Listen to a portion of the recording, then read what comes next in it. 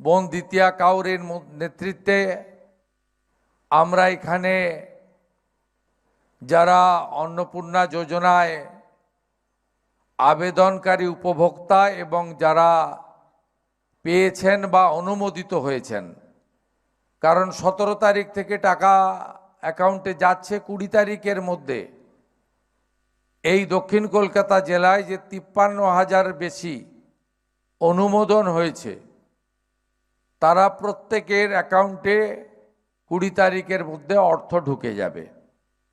এবং গতকাল থেকে এই প্রক্রিয়া শুরু হয়েছে এবং এবারের অনুমোদিত তালিকা হচ্ছে রাজ্যে 1,45,00,000, যার মধ্যে আপনাদের দক্ষিণ কলকাতা জেলায় 53,000 মাতৃশক্তি তারা তাদের ফর্ম বা আবেদন উপযুক্ত হিসেবে দপ্তরের পক্ষ থেকে শিশু ও নারী কল্যাণ বিভাগ তারা কলকাতা কর্পোরেশনের সহযোগিতা নিয়ে এই ঝাড়াই বাছাইয়ের কাজ করেছে।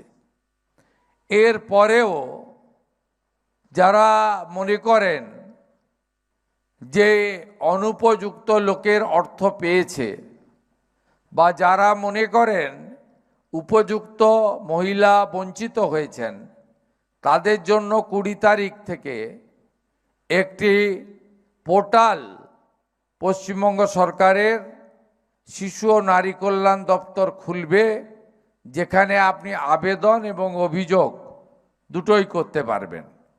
শুধু তাই নয়, 10ই জুলাই পর্যন্ত যারা আবেদন করেছিলেন 1 জুন থেকে, তাদেরই কেবলমাত্র ভেরিফিকেশন কমপ্লিট হয়েছে। 11ই জুলাই থেকে 31শে জুলাই যারা আবেদন করেছেন, যদিও সংখ্যা অনেক কম, কারণ মোট 1,80,00,000 আবেদন করেছিলেন, তার মধ্যে 10ই জুলাই পর্যন্ত 1,66,00,000 মহিলারা আবেদন করেছিলেন। আর রাজ্য সরকার তাদের মধ্যে 1,45,00,000কে অনুমোদন দিয়েছে, যার টাকা গতকাল থেকে ঢোকানোর প্রক্রিয়া, অর্থাৎ ব্যাংকিং সিস্টেমে ট্রান্সফারের প্রক্রিয়া চলছে, যেটা 20 তারিখ দুপুরের মধ্যে সম্পূর্ণ হয়ে যাবে। এর বাইরে যারা থাকলেন, অর্থাৎ আরও 14 লক্ষ আবেদনকারী যারা 10ই জুলাইয়ের পরে আবেদন করেছেন, তাদের আরও 1 মাস ধরে ভেরিফিকেশন করে পরবর্তী মাসের তালিকায় উপযুক্ত মহিলারা আসবেন। আমরা এই প্রায় 1.5 কোটির কাছাকাছি মহিলাকে এই যোজনায় অন্তর্ভুক্ত করেছি। এটি আমাদের প্রতিশ্রুতি ছিল।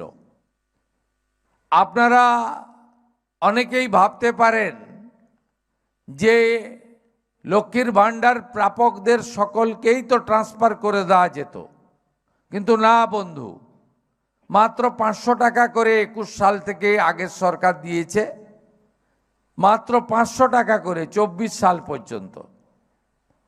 তারপরে লোকসভা নির্বাচনের সময় 500 টাকা 1000 করা হয়েছিল, আর বিধানসভা ভোটের আগে 2 মাস তারা দিয়েছেন 2 মাস 1,500 টাকা করে। এই 500 টাকা করে দিতে 9 মাস সময় লাগিয়েছিল বিগত সরকার, এবং 1,52,00,000 মহিলাকে তারা দিতে পেরেছিল। কেন ঝাড়াই বাছাই, কেন ফর্ম? যারা বিজেপি করতেন মহিলা, তাদেরকে রাজনৈতিক কারণে বাদ দেওয়া হয়েছে।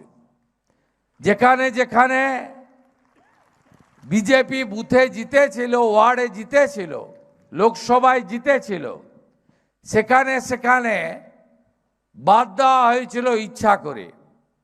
শুধু তাই নয়, মৃত মহিলার নাম ছিল। পশ্চিমবঙ্গের অধিবাসী নয়, এসআইআরে নাম কেটে গেছে, অবৈধ অনুপ্রবেশকারী, তাদের নাম ছিল। এমনকি 3 লক্ষ পুরুষের নামও ছিল আগের সরকারের সময়ে। তাই আপনারা যারা আছেন, আমরা যারা আছি, বাংলার 10.5 কোটি জনগণ, আমরা চাই না যে সরকারি অর্থ সেই অর্থে দুর্নীতি হোক।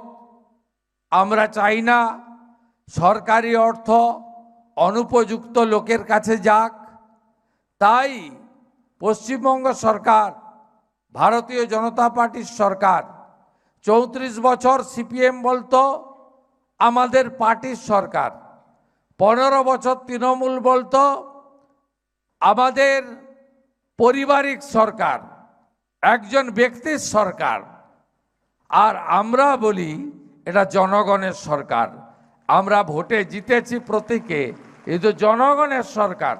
তাই জনগণের অর্থ সঠিক ব্যক্তির হাতে যাক, দুর্নীতিমুক্ত স্বচ্ছতার সঙ্গে যাক, তাই জন্য আমাদের ঝাড়াই বাছাই বা এই প্রক্রিয়াটা চালাতে হয়েছে। প্রথম জুন মাসে আমরা 28 লক্ষ দিয়েছি, বহু মহিলাই পাননি, সংখ্যা কম ছিল। জুলাই মাসে আমরা 1,19,00,000 দিয়েছি, তাতেও অনেকে বাদ চলে গেছিলেন বা অনেকে নিয়ম কানুনের মধ্যে আটকে গেছিলেন এবং অ্যাকাউন্ট নম্বর ভুল ছিল, আধারের সঙ্গে ব্যাংক অ্যাকাউন্টের লিঙ্ক ছিল না। তাই এবারে আমরা অনেকটা ত্রুটিমুক্ত হয়ে আধার ব্যাংক অ্যাকাউন্ট লিঙ্ক সহ আমরা বিশেষ করে গ্রামীণ এলাকাতে অনেক শিথিল করে দিয়েছি আইন বা নিয়ম, যাতে অধিকাংশ মহিলাকে আমরা দিতে পারি।